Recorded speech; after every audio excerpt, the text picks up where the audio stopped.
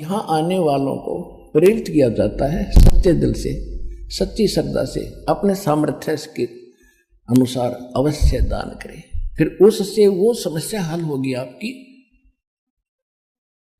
जो पूर्व जन्म में आप गलती कर गए थे, धर्म दान नहीं किया, आज एक एक पैसे के लिए भटक रहे हो, तो वो समस्या फिर यहां अब शुरुआत हो जाएगी। अब हम उस समर्थ की शरण के अंदर हैं। जैसे एक तैमूर लंग नाम का एक लोहार था मुसलमान, और वो इतना गरीब था, कभी कभी उनको आटा भी रोटी भी प्राप्त नहीं होती थी। 2 माँ बेटा थे, और वो क्या करता था कि धनी लोगों की बकरियां भेड़ चराया करता था। एक दिन लेकिन वो थे धार्मिक, पिछले संस्कार अच्छे थे, अतिथि को भोजन अवश्य कराते थे, आप भूखे रह जाते थे, अतिथि को खाना खिलाकर सोते थे। इसी प्रकार परमात्मा वहां पहुंच गए एक जिंदा महात्मा के रूप में, जिसमें तैमूर लंग बकरियां चरा रहा था। वहां जाकर उनके पास वृक्ष के नीचे बैठ के भगवान तैमूर लंग ने कहा, महाराज भोजन की सुनाओ। परमात्मा ने कहा, भाई भोजन खाऊंगा। तैमूर लंग खाना खा चुका था, फिर घर गया, अपनी माँ से कहा, माँ एक रास्ते चलता साधु है, गांव के बिल्कुल साथ में ही वो वृक्ष के नीचे भेड़ बकरियां बैठी थी और भोजन खाना चाहता है। माँ घर के अंदर केवल 2 रोटी, 1 रोटी का आटा था, और बना कर माँ ने रोटी ने बोली, बेटा मैं भी चलूंगी, साधु के दर्शन कराऊंगी। लेकर लोटा पानी का, 1 रोटी घर में बची थी, आटा वही बना के चल पड़ी।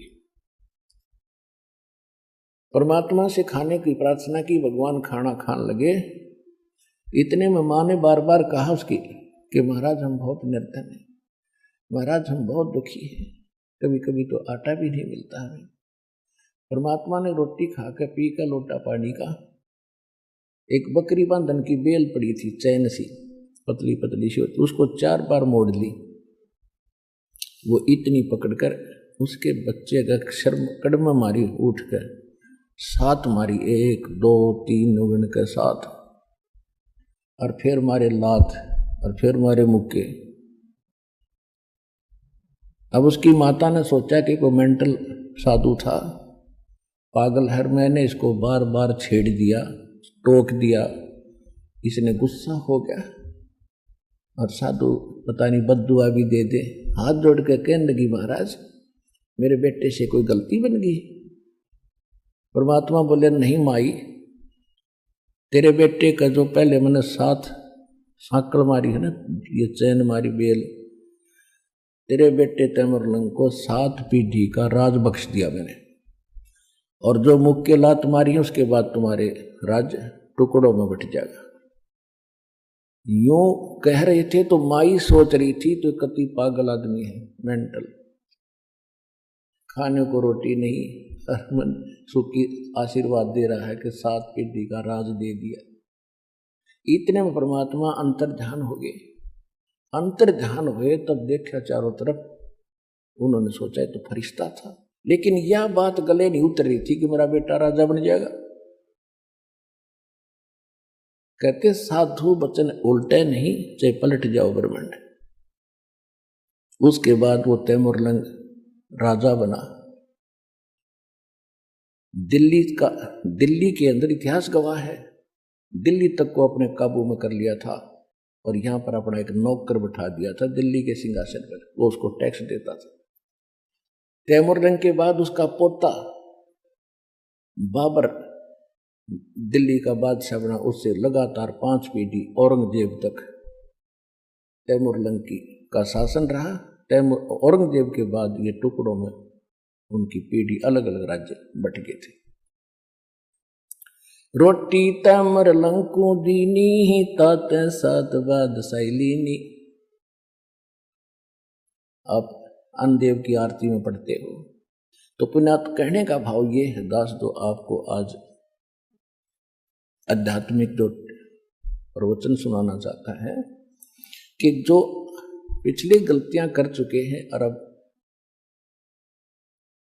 दान धर्म ना करके आज बहुत दुखी है, बहुत बड़ी समस्या रोजी रोटी की उनके सामने।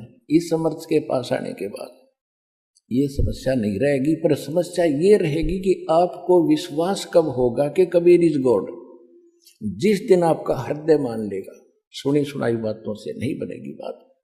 आत्मा का साथी है भगवान, इस मन का साथी नहीं है। मन तो काल का एजेंट है, और परमात्मा की भक्ति से इस मन को भी आत्मा अपने अनुकूल करेगी। ये इस अब तो ये आत्मा के ऊपर बैठा है, इसने आत्मा को अपनी वाहन बना लिया, और जहां पकड़ के ले जाता गंदे कर्म करा के इसके सहारे चल रहा है।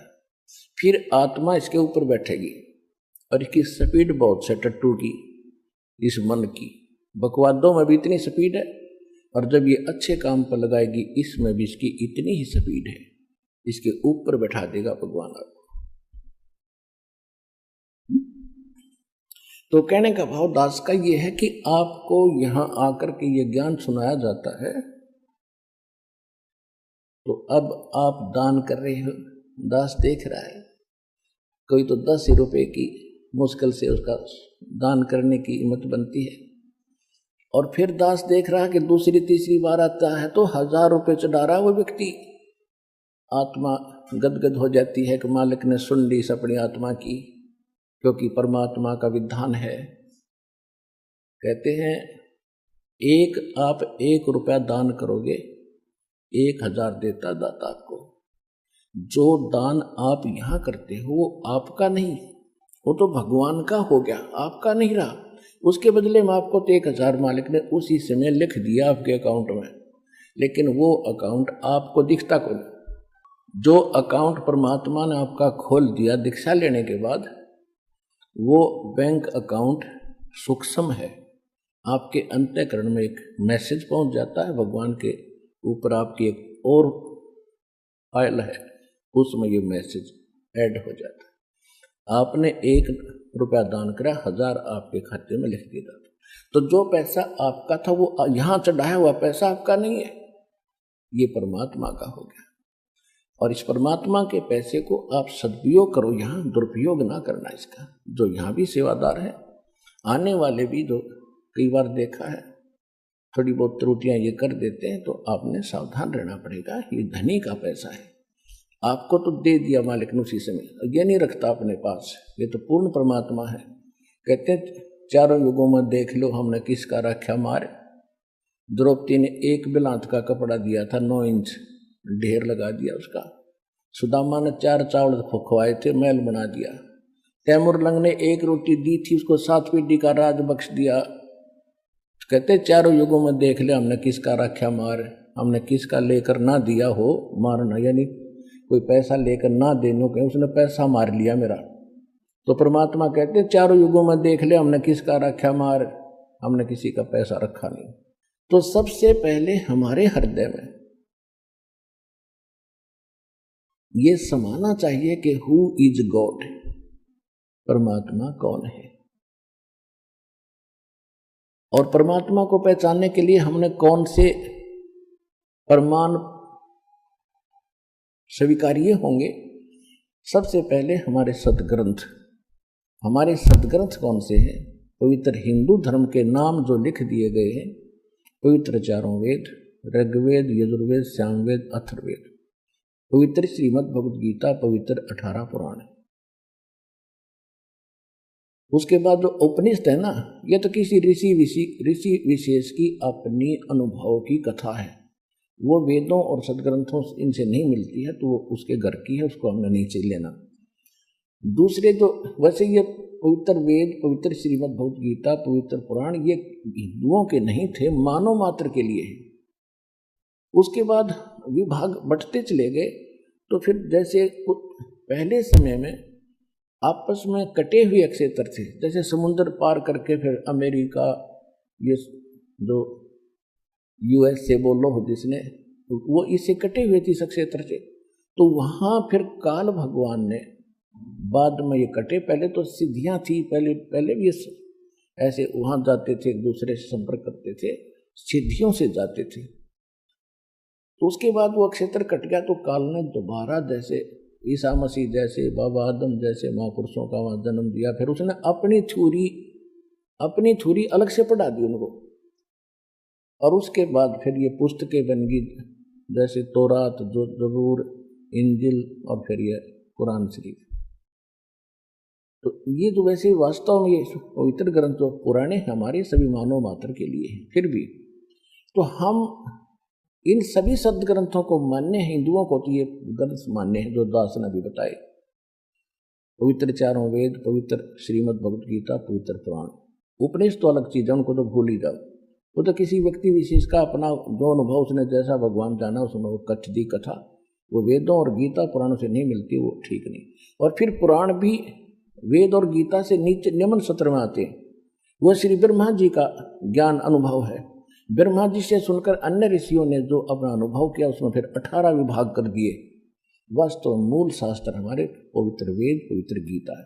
और पवित्र सूक्ष्म वेद है, वो कंप्लीट इन ऑल रिस्पेक्ट है, ऑल इन वन है, जो गॉड गिवन है, जो भगवान स्वयं देते हैं।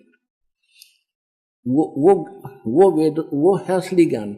उस असली ज्ञान को ही असली ज्ञान हमारे हृदय में समाने के लिए, जचाने के लिए इन पुराणों, वेदों और गीता का सहयोग दिया जाता है कि जो भगवान ज्ञान दे रहा है वो इनसे भी मिलता है, और जो इनके अंदर जो यथार्थ ज्ञान और भक्ति विधि नहीं है वो उस सूक्ष्म वेद में है।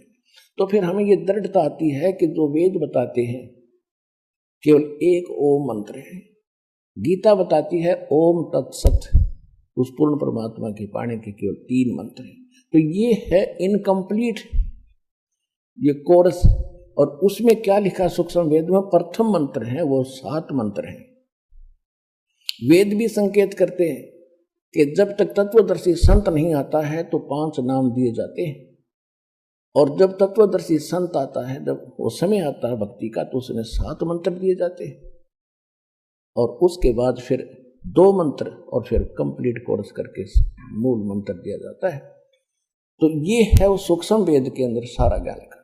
तो कहने का भाव ये है कि पवित्र वेद, पवित्र श्रीमद् भगवत गीता, पवित्र पुराण, पवित्र बाइबल, बाइबल 3 पुस्तकों का पवित्र बुक का संग्रह है, और पवित्र कुरान शरीफ, पवित्र गुरु ग्रंथ साहिब। पवित्र गुरु ग्रंथ साहिब के अंदर जो महला पहला की वाणी है, वो वाणी है उस परमात्मा से परिचित उस पुण्यात्मा श्री नानक देव जी की। उसके बाद जो अन्य गुरुदेव की जो वाणी गुरुओं की, यदि वो नानक जी की वाणी से और सूक्ष्म वेद से मेल नहीं खाती है तो वो उस सत्र की वाणी नहीं है। तो इसलिए हमने अपने परमात्मा को समझने के लिए, अपने परमात्मा को पहचानने के लिए इन सदग्रंथों का सहारा लेना पड़ेगा, इनसे प्रमाणित करने पड़ेंगे। जो इन सदग्रंथों से जो मेल खाता है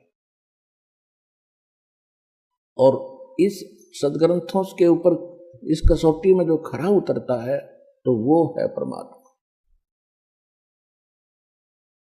तो सबसे, और उसके बाद फिर जिन महापुरुषों को परमात्मा प्राप्त हुआ और उन्होंने फिर कौन से मंत्र जाप किए जिनसे उनका मोक्ष हुआ, तो वो है मंत्र भक्ति के। और वही मंत्र हमारे सदग्रंथों से मेल खाते हैं कि सचमुच ये भी मंत्र यही है, और उन महापुरुषों ने भी वही मंत्र जाप किए हैं और उनका मोक्ष हुआ है, और सदग्रंथ भी वही बता रहे हैं। तो ये है सच्ची भक्ति विधि। इसमें सिर्फ 2 ही बातें हैं समझने के लिए। एक तो हु इज रियल गॉड, वास्तविक भगवान कौन है, और what is the real worship of way of worship of God, परमात्मा के भक्ति की दो रियल सत्य साधना कौन सी है, कौन सा मार्ग है। ये 2 क्लियर जब हो जाते हैं तो निरसंशय होकर आप भक्ति कर सकते हो, आप भक्त बनोगे।